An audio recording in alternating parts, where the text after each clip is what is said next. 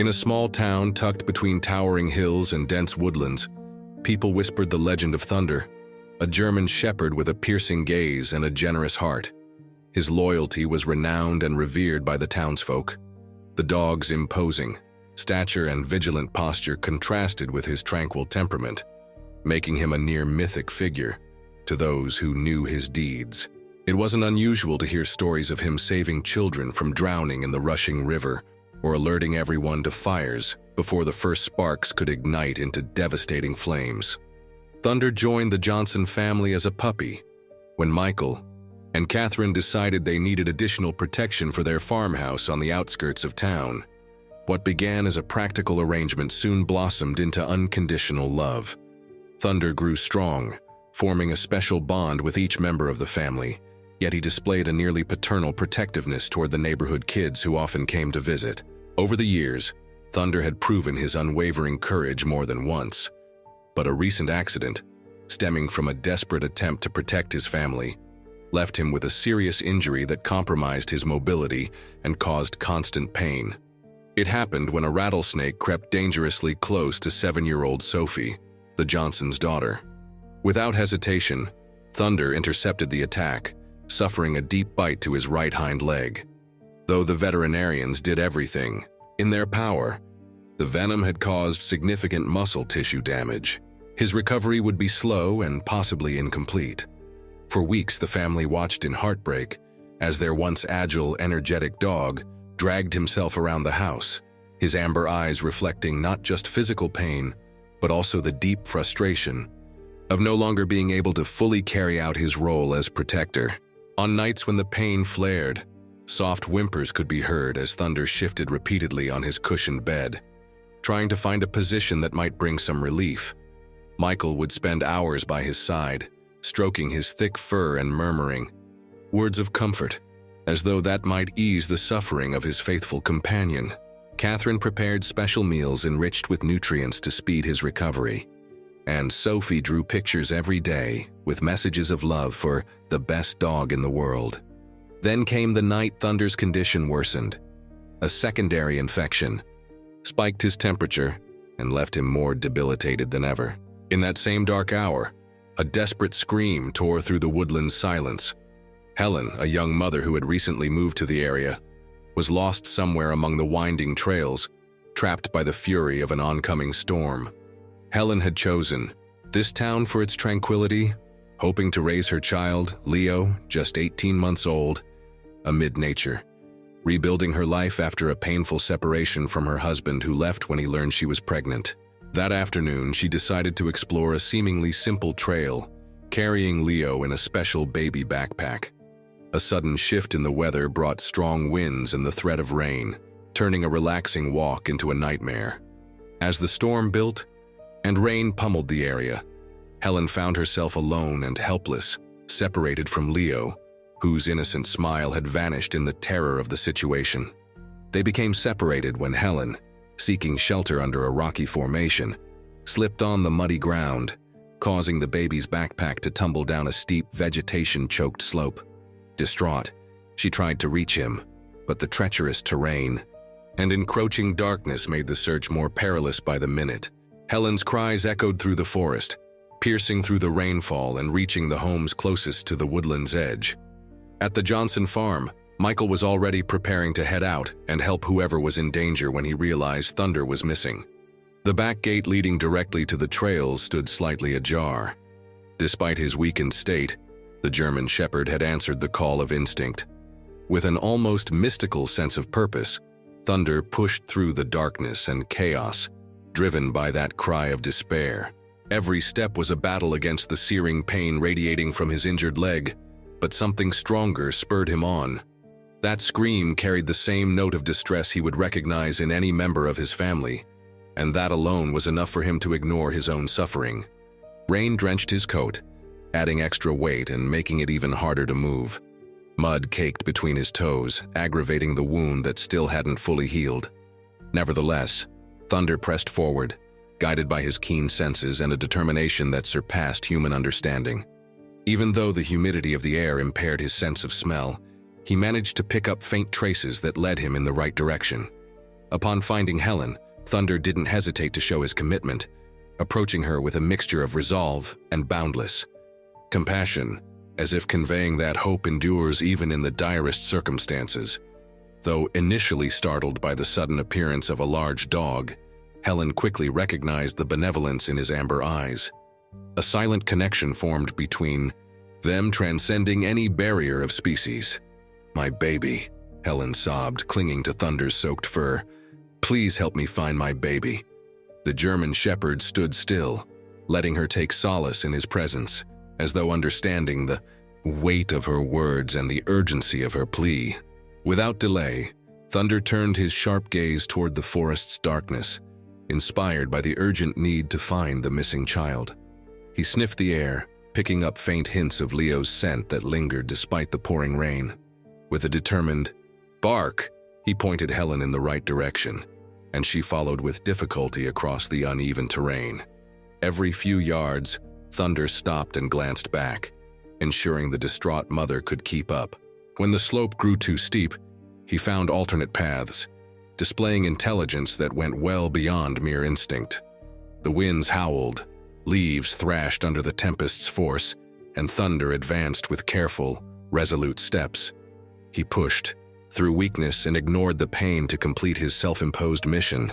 With every stride, pain in his wounded paw intensified, sending waves of agony through his body.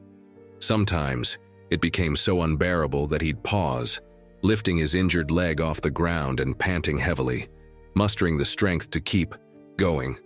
Helen noticed his suffering and, despite her own fear, felt a profound admiration for the dedication of this animal she barely knew. "You're hurt," she murmured, finally seeing the swelling in Thunder's leg and the uneven way he walked. "You don't have to do this." The shepherd responded with a resolute look, as though to say there was no choice to make when a life hung in the balance. His acute instincts guided him to Leo, curled up among some bushes, terror-stricken, and alone, unable to comprehend that this wounded four-legged creature had become his guardian. The baby, soaked to the skin, was shivering violently, his lips tinted a slight shade of blue, signs of incipient hypothermia. The backpack had snagged on low branches, cushioning part of his fall and preventing serious injury, but prolonged exposure to the elements placed his life in danger. Helen's first impulse was to sprint toward her son. Thunder, however, strategically placed himself in her path. She initially saw it as an inexplicable obstruction, but soon understood the dog's intention when he barked insistently at the ground ahead. In the dim light, she realized there was a nearly invisible drop, one that could cause serious injury. Thunder was signaling they needed to go around it to reach Leo safely. Once reunited with her son, Helen clutched him in a rush of desperate relief. Through tears and broken words, she tried to soothe Leo, whose response was to cry even louder, a mix of recognition and the release of pent-up fear. Thunder kept watch over them, ears perked, attuned to faraway sounds unnoticed by human ears. The storm, far from abating, only intensified. Lightning streaked across the sky, briefly illuminating the forest and reminding them of the precariousness of their situation. Helen knew that trying to return to town under these conditions, with a hypothermic baby and an injured dog, would be far too dangerous. They needed shelter. Thunder once again took the lead. With a deliberate motion, he guided them through thick undergrowth, following a path that seemed preordained. After an exhausting trek, they reached a rocky formation offering partial protection from the rain.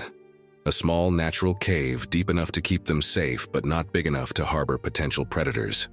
For 3 consecutive days, amid the punishing weather and the hostility of the wild, Thunder devoted himself entirely to protecting the baby and his mother, demonstrating astonishing resilience under dreadful conditions. The cave served as their improvised refuge, but it was far from comfortable. Dampness seeped through the rock, maintaining a constant chill. Helen used her own body heat to keep Leo warm, though she herself struggled with cold and exhaustion. Even in his weakened state, Thunder's every movement carried a noble purpose, revealing that true power isn't found solely in speed or physical strength, but in the passion to fight even when every fiber of your being begs for rest. He established a patrol routine, ignoring exhaustion and the worsening pain in his leg, now showing new signs of infection. When hunger began to pose a serious problem, it was Thunder who provided a solution. Using his hunting instincts, he managed to catch small rodents that Helen, overcoming her initial disgust, prepared over a makeshift fire. She started using techniques she'd learned from survival documentaries. "I never dreamed I'd be so grateful for watching those shows," she muttered, noticing Leo asleep beside Thunder, who had become a source of warmth for the child. Though the food was scarce and primitively cooked, it offered the energy they needed to endure the harsh conditions. Rainwater that collected in small crevices and depressions in the rocks served as their primary source of hydration. Helen filtered what she could through a piece of her shirt, removing visible debris before giving it to Leo and Thunder, saving whatever remained for herself. During quiet moments when dusk gave way to midnight silence, Thunder would curl up beside Leo, sharing his warmth and standing guard against any lurking dangers. Initially terrified of the large canine, the baby gradually took a surprising liking to him, clinging to Thunder's thick fur for comfort and reassured by his steady heartbeat. Helen watched this bond with silent tears, an intricate mix of profound gratitude and lingering fear. "I don't know if anyone will find us," she confided to Thunder on one of those endless nights, as though the dog could fully grasp her words. "But if you hadn't found us first, I'm certain Leo—" Her voice broke before she could finish that devastating thought. Thunder responded by resting his head gently on her lap, his amber eyes fixed on hers with an expression that felt almost human in its empathy. At that moment, transcending any boundary between species, a bond formed that neither of them would ever forget. A bond forged in adversity and cemented by mutual compassion and a shared will to survive. Meanwhile, the search for Helen and Leo had grown into a large-scale operation. Helen's absence was first noticed by her neighbor, Mrs. Wilkins, an older woman who often helped with the baby. An alarm was raised, and soon a task force of police officers, firefighters, and community volunteers came together. In those days, the town was steeped in anxiety and hope, while rumors of Thunder's heroic act spread quickly after Michael reported the dog's disappearance and his likely connection to the screams heard during the storm. Locals, once resigned to the dangers posed by the thick woodlands, were now motivated by a wave of unprecedented solidarity. The forest, usually regarded as a place of serene beauty, revealed a merciless side. Difficult weather hampered the rescue teams, fueling pessimism. Each passing hour reduced the odds of finding the missing pair alive, especially considering how vulnerable an infant would be to the dropping nighttime temperatures. The Johnsons joined the search efforts wholeheartedly. Michael led a group of volunteers familiar with the woodland trails, while Catherine turned their kitchen into a support center, preparing meals for the rescue teams. Sophie spent hours sketching improvised maps of places where she thought Thunder might have taken the lost lady and the baby, guided by tales her father had shared about Thunder's favorite hidden spots in the woods. Though utterly exhausted and bordering on panic whenever she allowed her mind to imagine the worst, Helen didn't give up on her own salvation. Using basic orienteering skills she'd picked up through reading, she deduced the general direction of town by the sun's position when it managed to break through. Whenever the rain eased, she ventured outside, leaving marks on tree trunks, with a sharp rock and gathering materials that could serve as signal flares. "Someone will find us, my love," she whispered to Leo during those long hours of waiting, using it as a mantra she needed to believe to maintain her sanity. "We just have to hang on a little longer." And so they did, the three of them bound together by extraordinary circumstances, confronting each hardship with a strength born of their shared vulnerability. The real test came when, in the middle of the third night, the refuge they'd found began to turn dangerous. Continuous rain had saturated the soil, making landslides more likely. Thunder was the first to sense the imminent threat. With an urgent bark, he woke Helen, who slept fitfully, clutching Leo against her. The German shepherd paced back and forth from the cave entrance, clearly insisting they leave. Helen hesitated at first, abandoning the only shelter they had, especially at night, seemed unwise, but Thunder's urgency was unmistakable, and she had learned to trust his instincts. "All right," she finally conceded, gathering what little she had. "We'll trust you." They had barely moved 50 yards when a deafening rumble confirmed Thunder's alarm. Part of the slope collapsed, triggering a small landslide that completely blocked the entrance to the cave they'd just evacuated. Helen watched in horror, realizing that once again their lives had been saved by the dog's acute perception. Without a proper shelter, that night became their most challenging. The rain, though not as heavy as on previous days, continued in fits and starts. Helen built a crude covering of branches and foliage, but it offered minimal protection. Thunder positioned himself so as to keep Leo as shielded as possible. The baby's immature immune system was beginning to show signs of a respiratory infection. The child's fever soon became a constant worry. Helen moistened his lips with collected rainwater, desperate that she couldn't provide the medicine or care he truly needed. Sensing the severity of the situation, Thunder refused to move away from Leo, occasionally licking the child's face, in an instinctive gesture of care that, to Helen's amazement, seemed to calm him.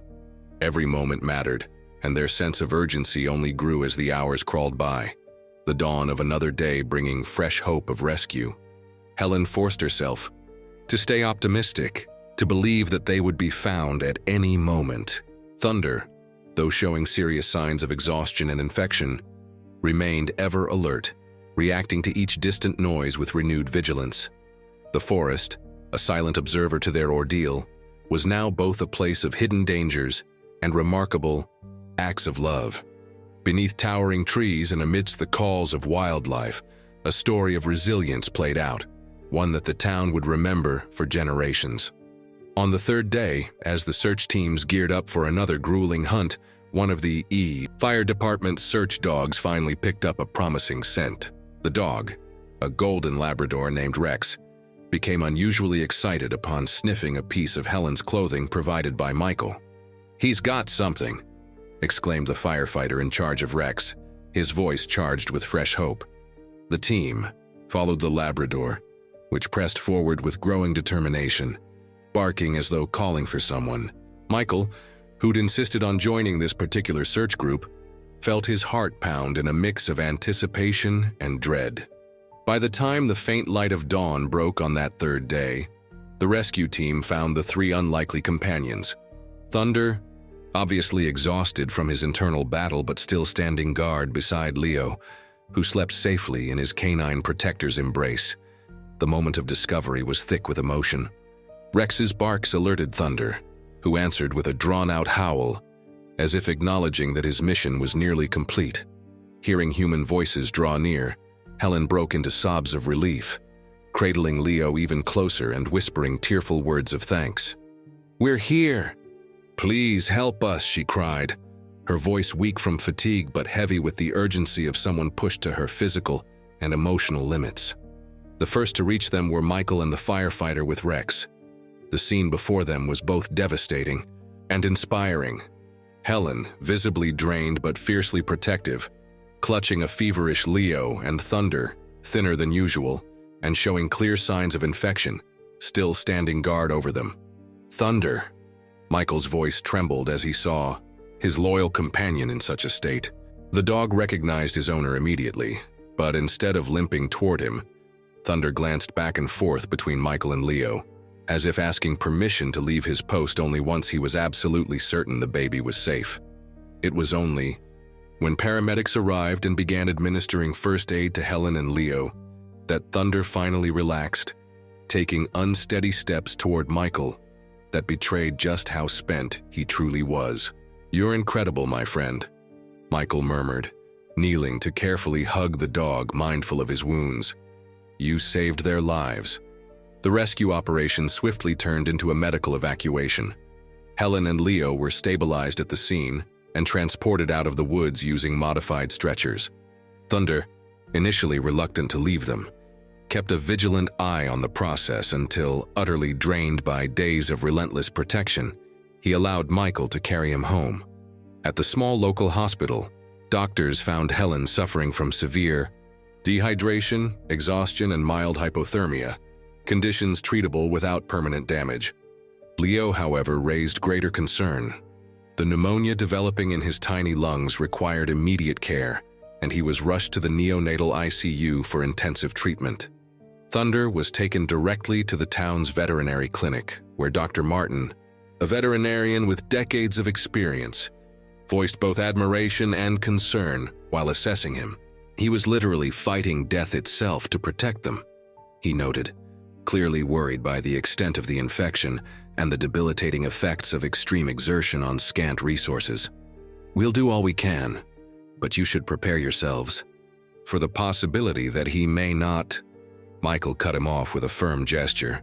"He's going to make it," he declared, unwavering. He didn't fight this hard just to give up now. Catherine and Sophie, who had joined him at the clinic, silently agreed. The family stayed with Thunder through the critical early hours of treatment, offering comfort through their presence while the medication battled the infection threatening his life. The scene was charged with meaning and emotion, transforming adversity into a testament of perseverance that touched every heart in that small community. What started as a potential tragedy turned into a story of unforeseen heroism, communal solidarity, and unbreakable bonds formed under the most unlikely circumstances. Over the following days, Leo responded well to treatment, while Helen regained her strength. A steady flow of visitors flocked to the veterinary clinic, eager to pay tribute to the German Shepherd, who'd demonstrated an altruism many considered uniquely human. Children arrived with drawings of Thunder as a caped superhero. Seniors swapped stories about other remarkable dogs who'd left unforgettable marks on their lives. Reporters from local outlets and eventually national news asked for interviews, drawn by a tale that, in a time often overshadowed by discouraging headlines, offered a refreshing glimpse of compassion that crossed species boundaries. 2 weeks later, when Leo was discharged and Helen was finally able to bring her son home, their first stop wasn't her own apartment, but the veterinary clinic. Thunder, still visibly weak but showing solid signs of recovery, lifted his head at the familiar smell of the baby and the mother he'd protected so fiercely. "Hello, hero," Helen said softly as she approached the bed where Thunder lay. Her arms, Leo let out a happy gurgle, stretching his little hands toward the dog. "I can never thank you enough for what you did for us. You gave us a second chance." Simple words, yet saturated with the deepest gratitude. This experience would forever remain in the town's collective memory, as proof that even in times of greatest darkness and pain, true strength lies in compassion and the determination to fight for someone else's well-being. It reignited the faith of those who believe that acts of heroism can become the light that transforms even the deepest darkness into a new beginning. Animal behavior experts interviewed by various media outlets explained canine protective instincts and these animals' extraordinary ability to sense human need. But to the people of that small community, Thunder's story transcended scientific explanation. Not only had he saved a life, but he had also redefined the meaning of sacrifice and loyalty among them, leaving an indelible lesson that even a wounded heart can beat with the power of 1,000 lives. When Thunder was finally released from the clinic, he returned to the Johnson family's farm as a local celebrity. Yet for him, the greatest reward was Helen and Leo's regular visits, for they had become part of his own extended family. Time passed, healing physical and emotional wounds. Thunder never regained full mobility in his injured hind leg, bearing a slight limp as a permanent reminder of those days in the forest. Yet that physical limitation did nothing to diminish the nobility of his presence or the profound respect he inspired in those who knew his story. A year after the incident, the town unveiled a small monument in the central square, a bronze statue of a vigilant German shepherd, inscribed with, "For Thunder and all the silent heroes whose hearts know no bounds." During the dedication ceremony, 2.5-year-old Leo waddled unsteadily over to the statue, touching it with the same reverence he showed on his weekly visits to Thunder. Standing nearby, Helen felt tears well up, reflecting on the extraordinary twist of fate that had turned her tragedy into a story of hope. "If it weren't for this incredible animal," she said to Michael, "I can't imagine what would have happened to us out there." The gratitude in her voice was unmistakable, an emotion so raw that anyone who knew the ordeal they'd endured could feel it. Thunder's story went on to inspire genuine changes in the community. A training program for search and rescue dogs was founded at the local fire department, with a special wing dedicated to the German Shepherd's memory. Schools introduced lessons on human-animal relationships, using Thunder as an example of empathy, courage, and selflessness. Helen, whose ordeal awakened an unsuspected calling, began nursing school, determined to pay forward the care she'd received throughout her recovery. "I want to be on the other side now," she explained when people asked about her career choice.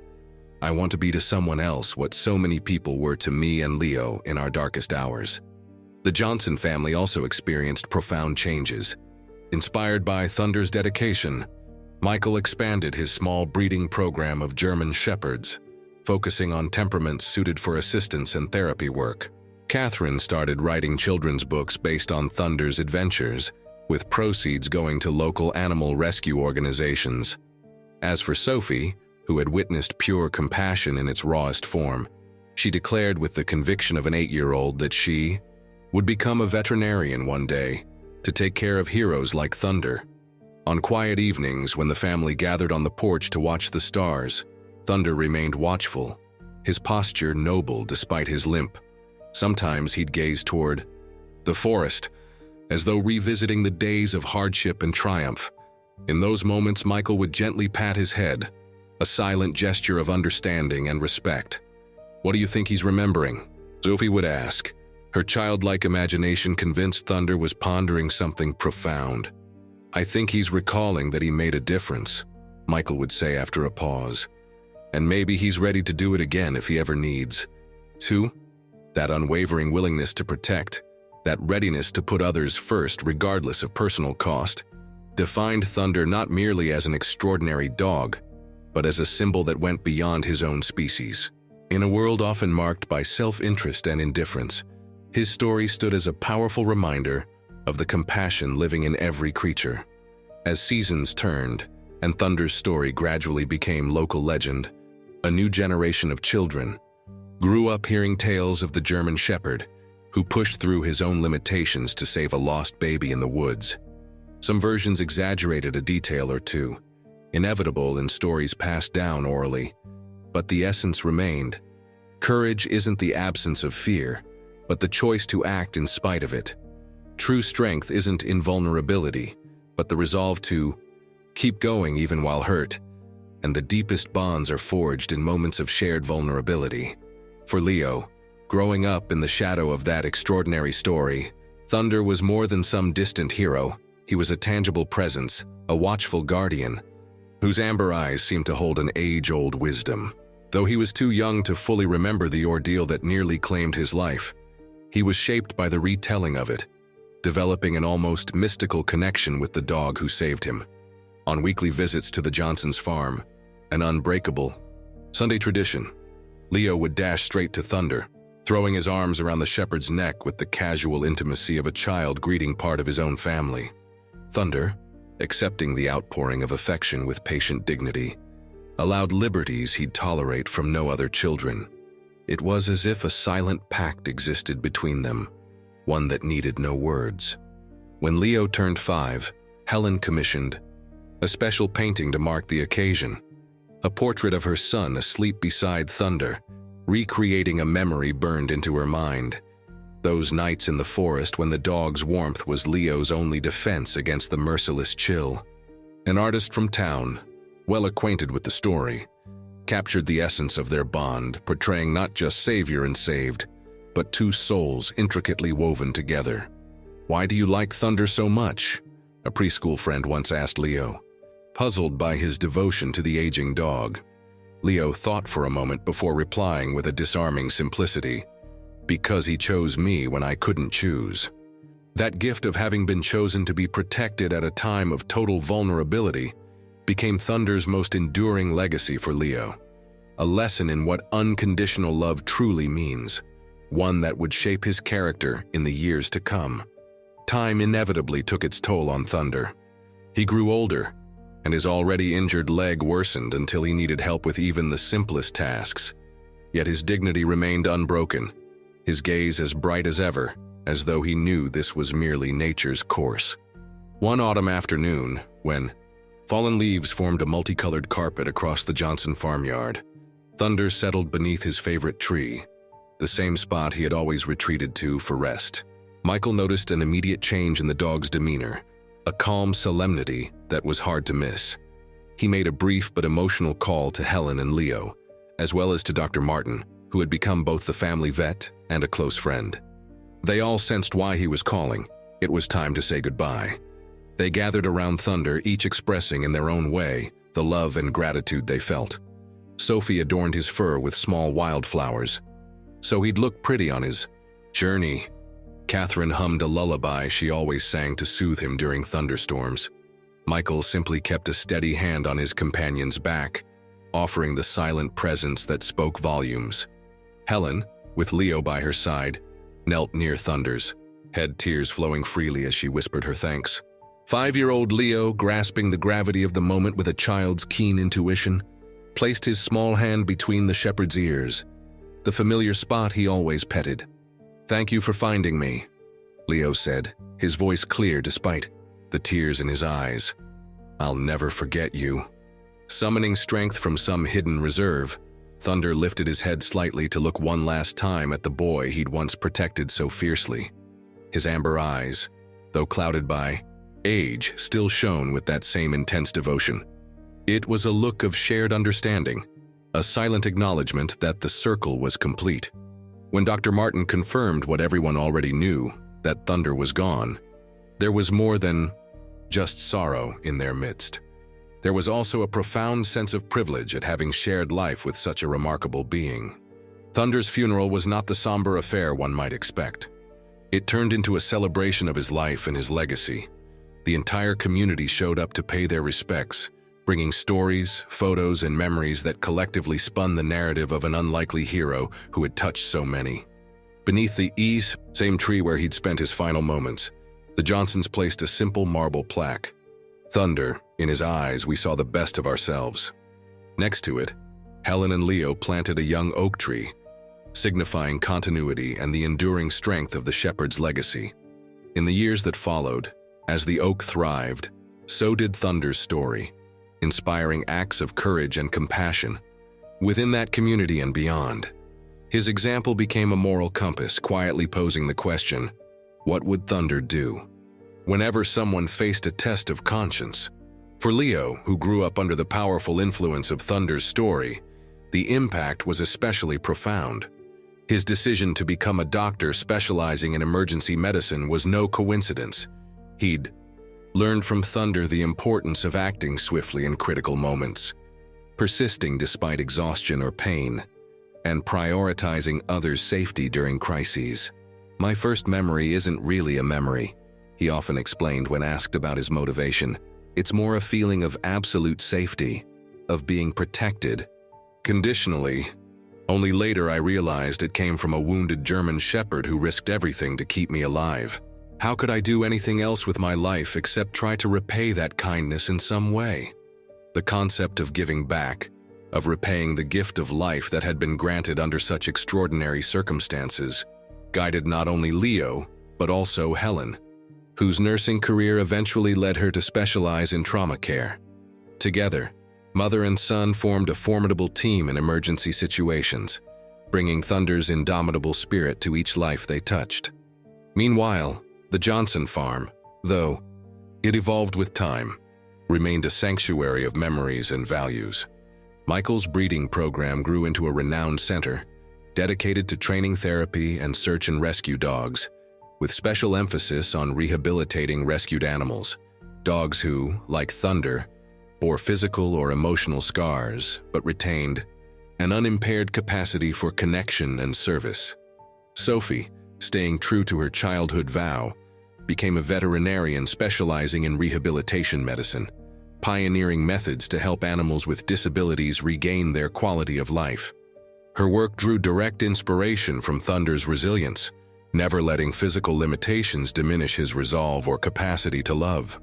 Catherine's children's book project, which began as a modest venture to preserve Thunder's memory, evolved into a beloved series that taught lessons of empathy, courage, and respect for all living things.